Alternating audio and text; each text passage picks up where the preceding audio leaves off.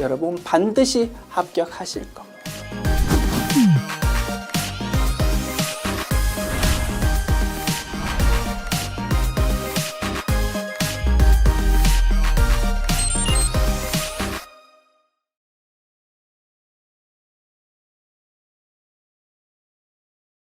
안녕하세요. 제2절 당좌 자산 보겠습니다. 이번 단원에서 이러한 주제들 공부하게 되고요. 출발합니다. 먼저 유동자산의 정의가 나와 있네요. 유동자산이라는 것은 보고기간 종료일로부터 즉 올해 회계연도 마지막 날 결산일로부터 1년 이내에 현금화되는 자산을 말합니다. 유동자산. 유동자산은 그 성격에 따라 두 개로 나눠진다 그지요? 당좌자산과 재고자산. 이번 단어는 당좌자산을 공부하는 것이다. 당좌자산의 정의는요. 보고기간 종료일부터 1년 이내에 현금화되는 자산입니다. 유동자산입니다. 유동자산 중에서 판매를 거치지 않고도 현금화시킬 수 있는 그런 자산을 당좌자산이라고 부릅니다. 바꿔 말하면 다음 단원 제2절에서 공부할 재고자산은 유동자산이지만 판매를 거쳐야 현금화시킬 수 있는 그런 자산을 말할 거다 이겁니다. 아시겠지요? 자, 당좌자산에 해당하는 계정 과목들 쭉 소개되어 있습니다. 이러한 계정 과목에 대해서 이번 단원에서 공부할 거고 주석 표시되어 있는 내용 봅니다. 단기 금융상품, 단기 매매 증권, 단기 대여금 요 세 개 계정 과목을 합해서 단기 투자 자산이라고 이름 붙여서 외부 보고용 재무상태표에 표시할 수 있답니다. 다만 개별 항목이 만약에 중요하다면 합하지 말고 별도로 구분 표시해 주어야 된다 이겁니다. 우리 제1절에서 재무상태표 작성할 때 지켜야 되는 원칙 중에서 구분 표시의 원칙이라는 거 공부했다 그지? 그 내용입니다. 만약에 개별 항목이 중요하지 않다면 합할 수 있는데 중요하다면 반드시 구분 표시해야 된다. 구분 표시해야 되고 만약 중요하지 않다면 요 세 개 합해서 단기 투자 자산으로 이렇게 표시할 수 있다 이겁니다. 아시겠지요? 자, 그다음 상세 계정 과목이라고 설명되어 있습니다. 우리 실기편 이제 다룰 겁니다. 일반 전표 입력이라는 메뉴를 사용해서 우리가 열심히 공부한 회계 처리를 직접 입력해 볼 건데 거기에 등록이 되어 있는 계정 과목을 보면 조금 더 상세하게 나누어져 가지고 등록되어 있더라 이겁니다. 그거는 기업에서 실제 회계 처리할 때 조금 더 잘게 나누어서 좀 정확하게 정밀하게 회계 처리하는 것이 관리하기가 좀 수월하다 이겁니다. 그래서 기업 업무 목적상 좀 상세하게 나누어서 예를 들어서 우리 이론편에서는 단기 금융 상품이라는 이름으로 공부할 겁니다. 그거를 기업 실무할 때는 조금 잘게 쪼개서 정기예금, 정기적금 이렇게 좀 잘게 나누어서 실제 입력하고 있더라 이겁니다. 되죠. 나중에 결국 실기편 공부할 거니까 혹시라도 좀 괴리감을 느낄 수 있을 것 같아서 미리 잔소리를 드렸습니다. 아시겠죠? 자, 그 다음 통합표시 계정인 현금 및 현금성 자산 보겠습니다. 성격은요. 자산 중에서 결제수단으로서 자유롭게 사용 가능한 것들을 통틀어서 나타내는 개념입니다. 재무상태표 표시할 때 현금 및 현금성 자산이라는 이름으로 딱 표시하는데 요거의 구성 요소는 세 가지입니다. 현금과 요금을 예금과 현금성 자산. 요거를 합해서 현금 및 현금성 자산이라는 이름으로 재무상태표 표시하는데요. 당연히 기업 실무할 때는 요거에 대해서 좀 잘게 쪼개서 뭐 현금 계정 과목, 보통 예금 계정 과목 이렇게 좀 잘게 나눠서 실제 입력하고 나중에 최종 보고서 외부 보고용 재무상태표 작성할 때는 이렇게 합해가지고 요 이름으로 표시한다 이겁니다. 오케이. 자. 현금 및 현금성 자산의 구성 요소 세 가지 워낙 우리 전산 회계 과정에서 중요하게 다루었던 주제입니다. 전산 세무에서도 당연히 중요한 주제겠지요. 자, 세 가지 구성 요소 좀 상세하게 봅니다. 현금은 다시 두 개로 나눠진다 그지요. 통화와 통화대용증권. 통화는 지폐동전 말합니다. 통화대용증권은 지폐동전은 아니지만 거의 현금처럼 쓸 수 있는 걸 말합니다. 자기압 수표가 대표적인 예가 되겠지요. 10만 원짜리 자기압 수표, 10만 원짜리 지폐처럼 생각하고 쓰고 있지 않습니까? 그런 거를 통화대용증권이라고 부릅니다. 언제든지 가까운 은행 가가지고 돈으로 바꿀 수 있는 증권을 말한다. 됐지요?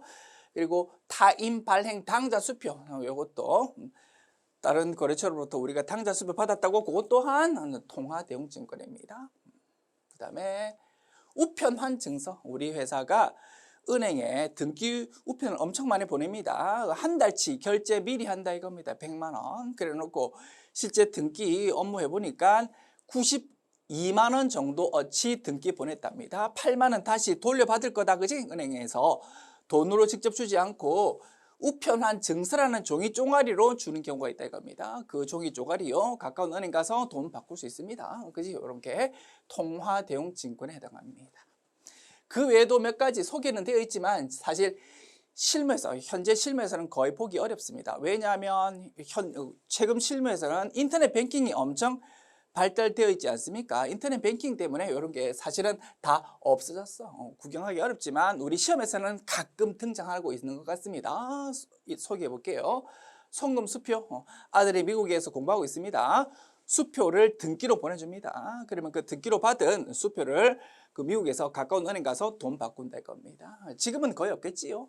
그 다음에 만기도래 공사채 이자표, 공채사채라는 거는요, 종이 쪼가리인데 그 종이 쪼가리 들고 있으면 가지고 있는 기간 동안 이자 받고 만기가 되면 원금도 받을 수 있는 종이 쪼가리입니다. 자, 기간이 지날 때마다 이자 받을 수 있는 권리가 생긴다, 그지? 그때 우리 전봇대에 가면 과외합니다라고 막 종이 붙어 있잖아. 그 밑에 문어발처럼 막 전화번호가 적혀 있습니다. 그럼 한 장씩 쪽쪽 떼가면 된다, 그지? 그런 형태로 이자표가 딱 붙어 있다 이겁니다. 그래서 기간이 지나면 그 공채 사채에 붙어 있는 이자표를 딱 떼가지고 은행 가서 돈 바꿉니다. 지금은 공채 사채 들고 있을 때 이자요, 그냥 인터넷으로 바로 그냥 쏴준다, 그지? 인터넷 뱅킹이 있어서 지금은 거의 사라진 거다.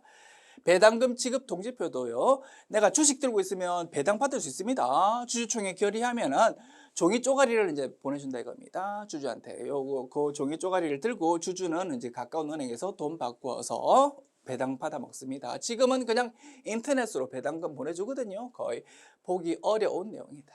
어쨌든 이런 내용들이 우리 시험에서 통화대용증권이라는 걸로 소개가 되고 있습니다. 됐지요? 자, 그 다음에 요금을 예금은요, 언제든지 돈 뽑아 쓸 수 있는 예금을 말하고요, 두 개입니다. 보통 예금과 당좌예금 이렇게 정리하면 되겠습니다. 그 다음 현금성 자산이라는 게 굉장히 시험 자주 나온다, 그지요? 의미는 이겁니다. 출발점부터 잘 정리해야 돼. 출발점은 둘 중에 하나이어야 됩니다.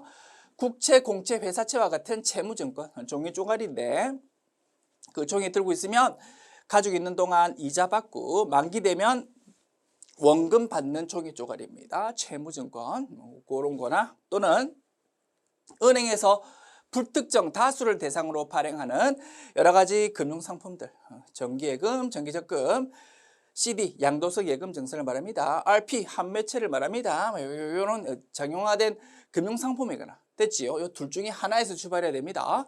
채무증권이거나 또는 금융상품이거나 이런 거를 우리가 취득했는데 취득일 기준으로 따집니다. 취득일 기준으로 만기가 3개월 이내의 것을 현금성 자산이라고 부릅니다. 됐지요? 그래서 이렇게 세 가지 구성 요소가 현금 및 현금성 자산이 되는 거다.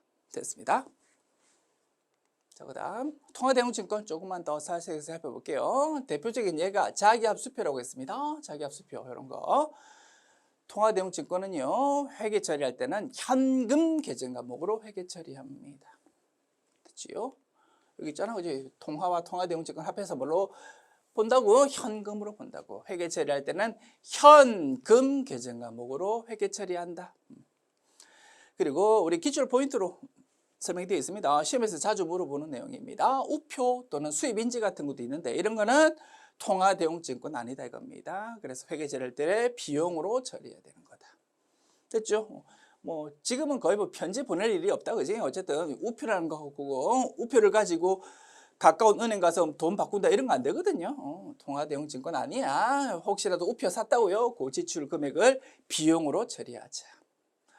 그다음에 수입인지 어디 관공서 가서 서류 제출하려고 하면 우표처럼 생긴 거 수입인지를 구입해가지고 막 제출한다 그지? 그런 것도 마찬가지입니다. 수입인지 비용으로 처리하자. 됐지요? 자, 그다음 요구불 예금이라는 거 말씀드렸습니다. 만기 없이 언제든지 인출할 수 있는 예금을 말하고 두 개라고 정리하면 됩니다. 보통 예금과 당주 예금. 보통 예금은 우리가 흔히 알고 있는 예금 통장입니다. 수시로 만기 없이 수시로 자유로 입출금할 수 있는 통장식 은행 예금. 당주 예금은 보통 예금하고 거의 유사한데 차이가 있다면 그 예금 통장에 있는 돈에 대해서 당좌 수표를 발행할 수 있다 이겁니다. 그게 당좌 예금 됐습니다. 그다음 현금성 자산 이미 말씀드렸다 그지? 키포인트는 뭐라고? 출발점입니다. 채무증권이거나 또는 금융상품인데 그거를 우리 취득했을 때 취득일 기준으로 따졌을 때 만기 3개월 이내인 것을 말한다. 이게 제일 중요한 요건이고요. 우리 기업회계 기준을 보면 조금 더 자세하게 요건이 설명되어 있습니다. 기업과 니은이라는 것도 있네. 읽어볼게. 기업 큰 거래 비용 없이 현금으로 전환이 용이하고 니은 이자율 변동에 따른 가치 변동의 위험이 중요하지 않은 것으로서 and 디귿이 그 요건이 되겠습니다. 됐습니다. 주의점 만기 3개월 판단할 때 기준 날짜가 뭐라고요? 결산일 아닙니다. 그 채무증권 또는 금융상품을 취득한 날짜, 그치? 취득일 기준으로 만기가 3개월 이내인지 따지는 것이다. 됐지요? 그 다음에 주식은 만기가 있습니까? 없습니까? 없습니다. 그래서 주식은 만기가 없기 때문에 뭐 취득 당시에 만기 3개월 이내 이런 걸 따질 수가 없어. 그래서 주식은 현금성 자산이 될 수가 없습니다. 당연하다, 그지? 다만 주식 중에서 우리나라 상법에서 아주 예외적으로 규정하고 있는 상환 우선주라는 게 있습니다. 그 상환 우선주라는 거는 주식은 주식인데 실제 성격 따져보면 주식이 아니다 이겁니다. 주식 발행할 당시에 요 주식은 몇 월 며칠 되면 우리 회사가 다시 돈 주고 주주로부터 빼들어올 겁니다. 그렇게 조건을 걸고 발행하는 주식입니다. 그럼 그 성격이 만기가 있는 거다 이겁니다. 그러면 상환 우선주는 만기가 있기 때문에 현금성 자산이 가능할 거다라고 해석할 수 있겠다. 됐지요? 자, 현금성 자산. 우리 기업회계 기준에서 현금성 자산의 사례는 이런 게 있습니다라고 몇 가지 소개하고 있습니다. 기업회계 기준에서 딱 소개를 하고 있다 보니까 시험 내기 엄청 좋다 이겁니다. 그래서 이런 것도 좀 구경해 두자. 먼저 취득 당시에 만기 3개월 이내에 도래하는 채무증권 아시겠죠? 우리가 알고 있는 개념. 여기서 말하는 채무증권은 국채, 공채, 회사채라는 것을 말한다. 그 다음 취득 당시에 상환일이 3개월 이내에 도래하는 상환 우선주. 상환 우선주는 주식이지만 실제 성격이 주식이 아니기 때문에 현금성 자산 가능하다 이겁니다. 그 상환 우선주를 취득했는데 취득일로부터 따져볼 때 만기 상환일이 3개월 이내랍니다. 오케이? 그 다음에 취득 당시 3개월 이내 환매 조건인 환매채. 환매 조건인 환매채라는 거는 금융상품입니다. 은행에서 만든 금융상품이거든요. 금융상품인데 취득일로부터 만기 3개월 이내니까 현금성 자산 가능하다. 그리고 취득 당시에 만기 3개월 이내에 도래하는 그 외의 각종 금융상품들, 정기예금, 정기적금, CD, CMA 그지 이런 경우도 현금성 자산에 해당할 수 있을 거다 이겁니다. 맞습니까? 됐습니다. 기출하기 문제 하나 봅니다. 다음 중 현금 및 현금성 자산에 해당하지 않는 것은 자기합 수표 맞고요. 수입인지 아니다 이겁니다. 이런 거는 비용 처리. 그다음에 보통예금 맞고 4번 취득 당시 만기가 3개월 이내에 도래하는 양도성 예금정서 CD를 이렇게 풀네임으로 적으면 양도성 예금정서 이렇게 적습니다. 그지? 금융상품인데 취득일 기준으로 따져볼 때 만기 3개월 이내라고 요거는 현금성 자산이네. 그러면 현금 및 현금성 자산에 해당하는 건 맞다. 됐습니다. 자, 그다음 주제 봅니다. 당좌 수표와 당좌 차월이라고 되어 있는 부분입니다. 우리 교재에서 3.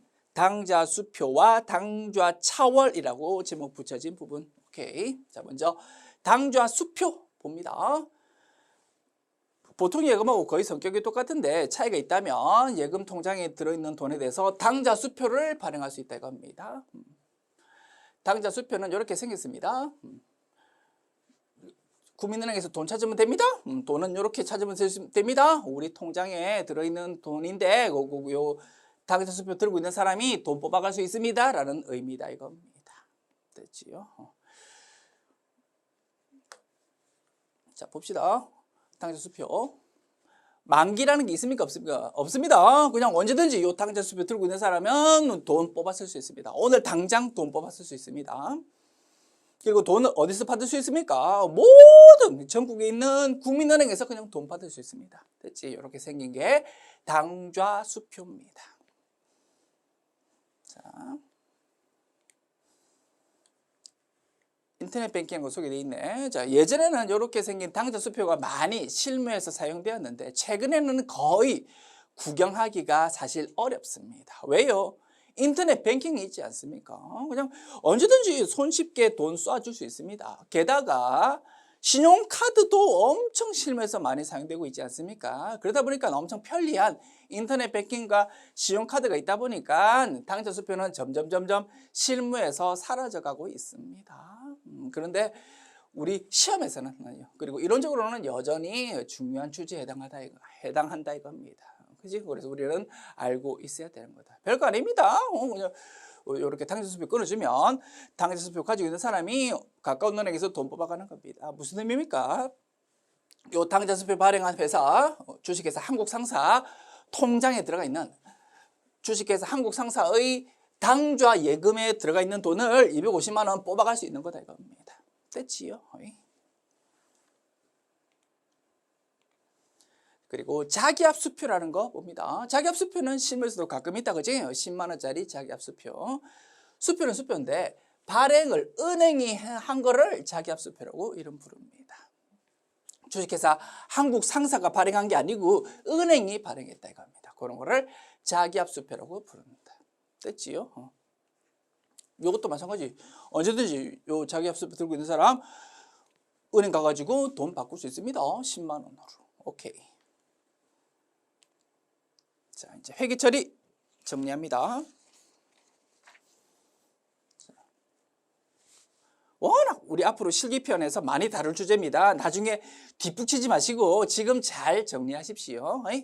자, 당좌 수표를 우리가 발행했습니다. 회계 처리 어떻게 하냐고요? 자, 회계 처리 우리 확인하기 전에 회계 처리하는 논리부터 복습해 볼까? 모든 회계 처리에서 사용하는 계정 과목은 자산, 부채, 자본, 수익, 비용 요 5가지 항목 중에 한 개에 해당한다 이겁니다. 그리고 요 5가지 항목은 자기 위치가 있습니다. 우리 회계에서 왼쪽을 차변, 오른쪽을 대변이라고 부른다 그지? 자산은 나의 자리 왼쪽, 부채와 자본은 오른쪽, 그리고 수익은 오른쪽, 비용은 왼쪽입니다. 우리 앞 단원 제1절에서 재무상태표와 손익계산서 구경할 때 이미 확인한 부분이다 그지? 위치가 딱 정해져 있다. 그래서 내가 사용하려고 하는 계정 과목이 만약에 자산에 해당한다고요? 나의 자리는 왼쪽입니다.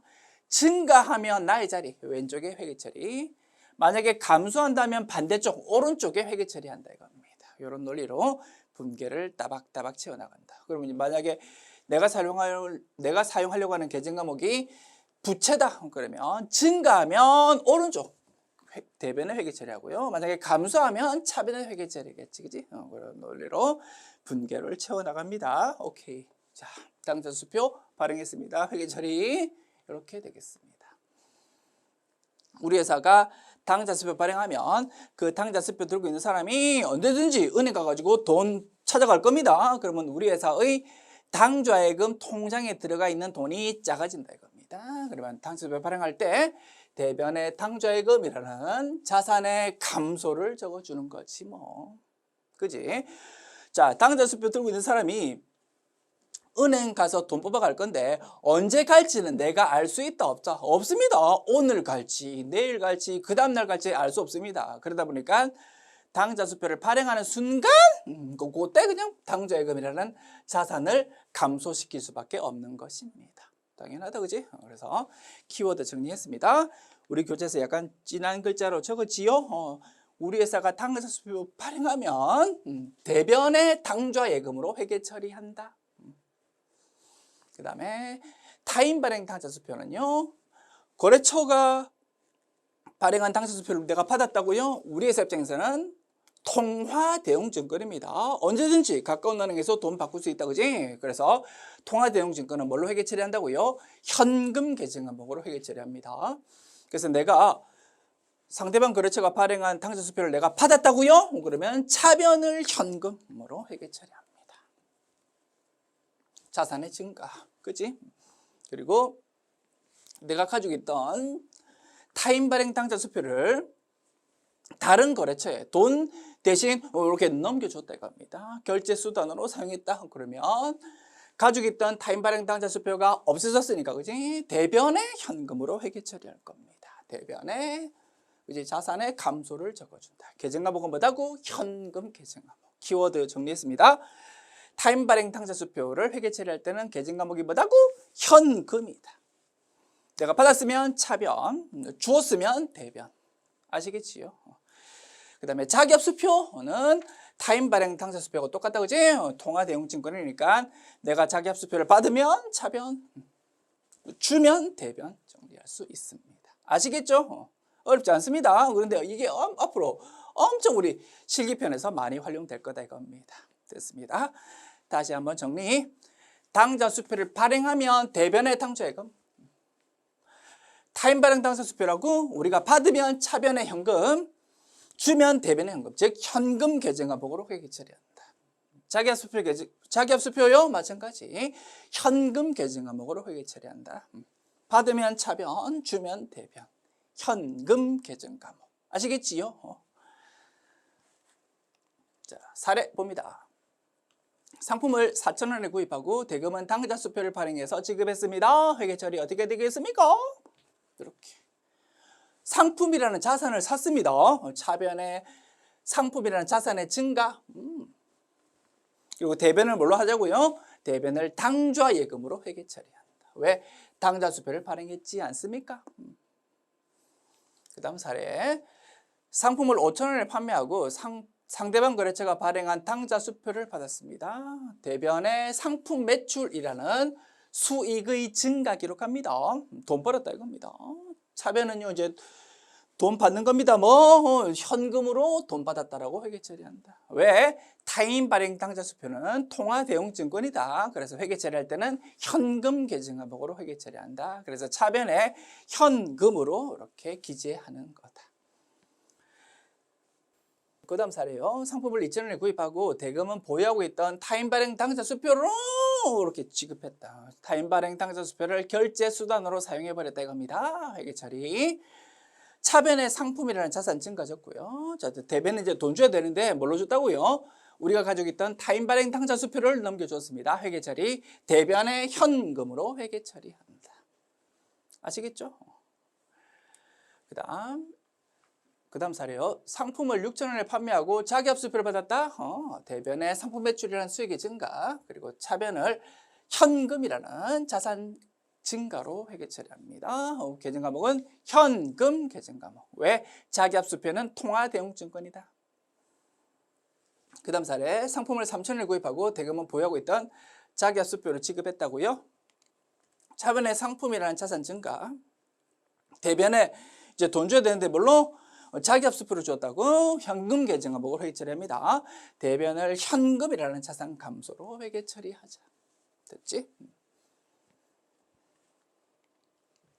자, 그 다음 당좌 차월이라고 나와 있습니다. 자, 당좌 예금 통장에 돈이 들어있으면 당좌 수표 발행할 수 있는데, 당좌 예금 거래가 엄청 막 수시로 입출금이 되다 보니까 정신이 없을 수 있다 이겁니다. 그러면 깜빡 우리 한도를 초과해 가지고 당좌 수표 발행할 수도 있을 거다 이겁니다. 그러면 큰일 나거든요. 부도가 난다 이겁니다. 부도가 나는 위험을 방지하기 위해서 대개의 경우 당좌예금 통장에 대해서 마이너스 통장 계약을 체결하고 있습니다. 일리 있습니까? 그거를 당좌 차월이라고 이름 부릅니다. 그래서 당좌예금 잔액을 초과해서 만약에 인출을 돈 했다고요? 그러면 그 부분은 은행에서 돈을 빌린 개념이 된다 이겁니다. 그래서 그 부분은 단기 차입금이라는 부채로 회계 처리해야 되는 것이다. 됐습니다. 자, 회계 처리 사례 봅니다. 당좌예금 잔액은 3,000원인데 4,000원의 상품을 구입하고 대금을 전액 당좌 수표를 발행해서 지급했습니다. 회계 처리 생각해 볼까요? 차변에 상품 4,000원, 자산의 증가 기록합니다. 4,000원짜리 상품을 구입했다 이겁니다.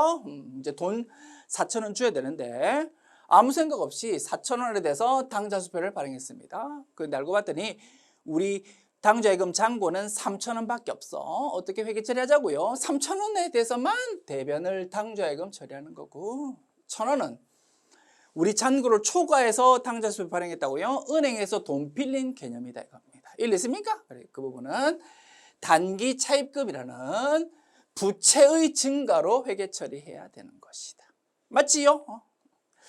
그리고 요 단기 차입금 1,000원에 대해서 우리 회사는 연중에 당좌 차월이라는 임시 계정 과목으로 회계 처리했다가 나중에 기말에 단기 차입금으로 이름 바꾸는 그런 처리하는 것도 가능하답니다. 기업 실무상 좀 디테일하게 세부적인 계정 과목을 설정해서 사용할 수 있다 이겁니다. 아시겠죠? 그래서 당좌 차월이라는 걸 사용하는 기업도 많다. 됐습니다. 그 다음 주제요. 우리 교재에서 4. 단기 금융 상품이라고 되어 있는 부분입니다. 이번 시간 강의에서 설명드릴 마지막 주제거든요. 조금만 힘내서 잘 마무리합시다. 자, 단기 금융 상품은 금융 상품인 겁니다. 은행에서 금융기관에서 불특정 다수 고객을 상대로 만든 정형화된 금융 상품이다 이겁니다. 그것 중에서 단기니까 만기가 어떻다는 겁니까? 올해 결산일로부터 1년 이내에 만기가 도래하는 그거를 단기 금융상품이라고 합니다. 다만 주의합시다. 금융상품 또는 채무증권 중에서 취득일로부터 만기 3개월 이내인 것을 뭐라고 부른다고 했습니까? 현금성 자산이라고 부른다고 했다가 그치? 그러다 보니까 이 부분도 고려된다고 합니다. 만약에 금융상품인데 취득일로부터 만기가 3개월 이내에 도래하는 거라면 그거는 현금성 자산으로 분류될 수밖에 없다고 합니다. 그치? 그러다 보니까 단기 금융상품 정의할 때 금융상품 중에서 만기가 결산일로부터 1년 이내에 도래하는 건데 그러나 딱 하나 또 고려하자. 현금성 자산은 아니어야 된다 이겁니다. 일리 있습니까? 이것이 단기 금융상품의 정의가 되겠다. 자, 그 다음 금융상품에 대해서 이제 만기에 따라서 분류해보면 이렇게 결론 정리됩니다. 금융상품인데 취득일로부터 만기가 3개월 이내에 도래한다면 그거는 현금성 자산에 해당합니다. 그래서 외부 보고용 재무제표 작성할 때는 그게 현금 및 현금성 자산이라는 이름으로 표시될 수밖에 없다 이겁니다. 그리고 결산일로부터 만기 1년 이내인데 현금성 자산 아니면 이제 뭘로 분류된다고요? 단기 금융상품으로 분류되는 겁니다. 그리고 금융상품인데 만기가 결산일로부터 1년 이후에 도래하면 뭘로? 장기 금융상품으로 분류하는 겁니다. 맞지요? 그래서 위에 있는 두 개는 유동자산에 해당할 거고 밑에 있는 요거는 비유동자산에 해당할 거다 이거지요. 됐습니다. 만기에 따라서 금융상품을 분류해 본 결과다. 어렵지 않지요? 그 다음에 얘를 한번 생각해 볼까? 정기예금이라는 금융상품이 있습니다. 또 질문합니다. 아니 정기예금도 언제든지 우리가 자유롭게 돈 뽑아 쓸 수 있는 거다.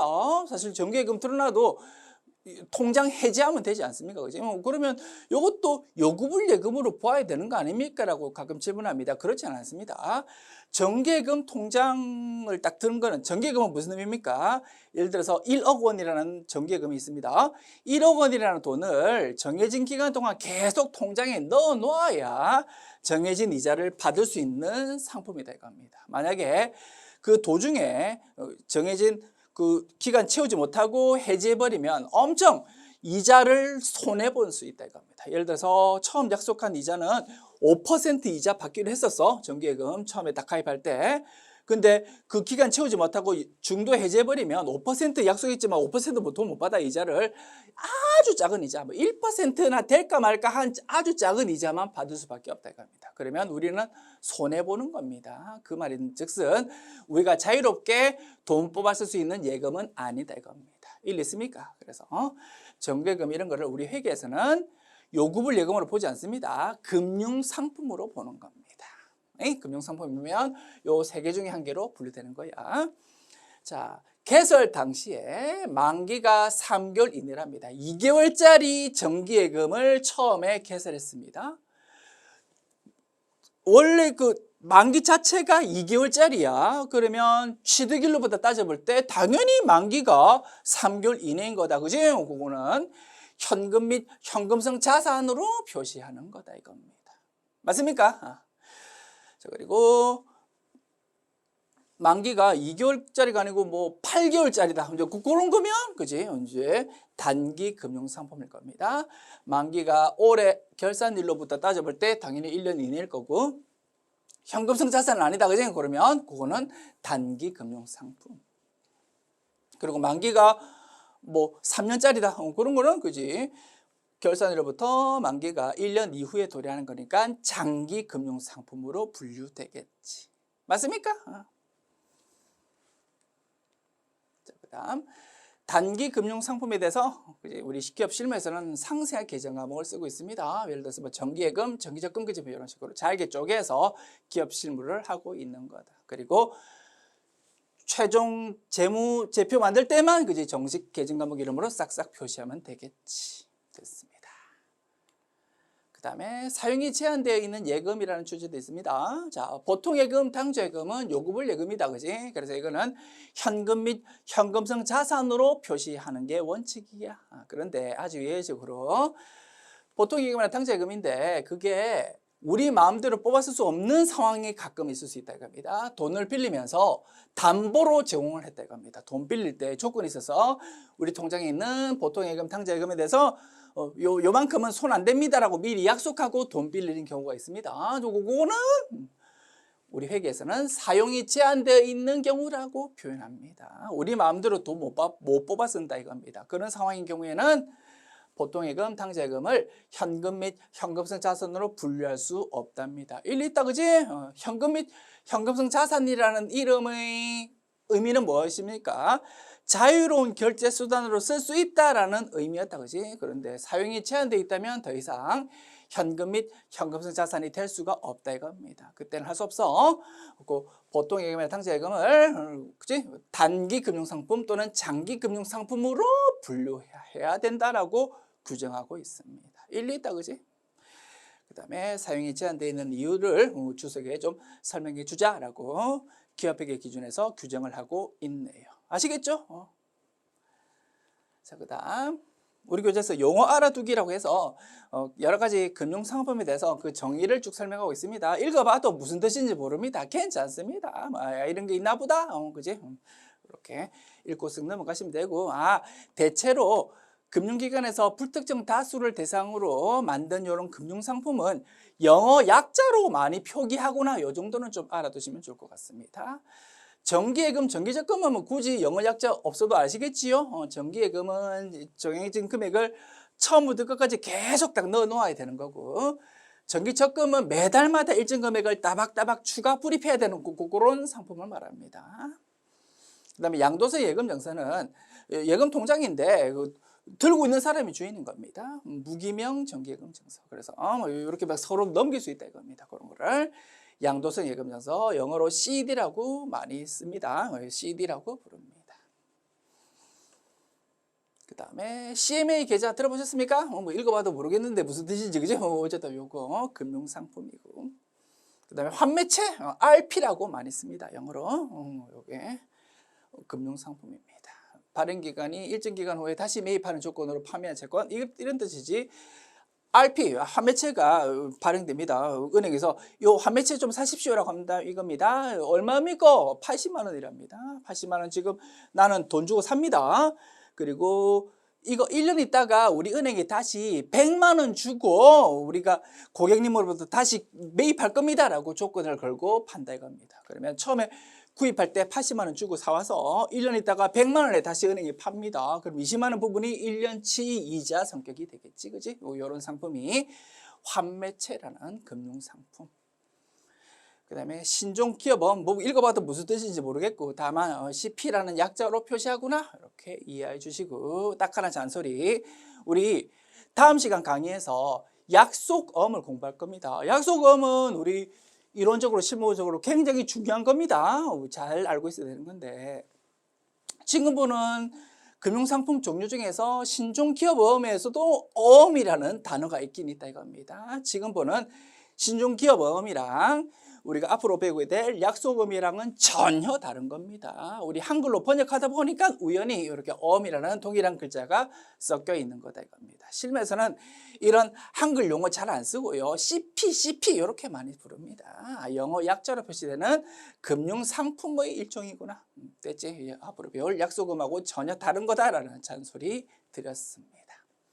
됐습니다. 지금까지 단기 금융상품이라는 주제까지 살펴봤고요. 뒷부분은 다음 강의로 진행합시다. 수고하셨습니다.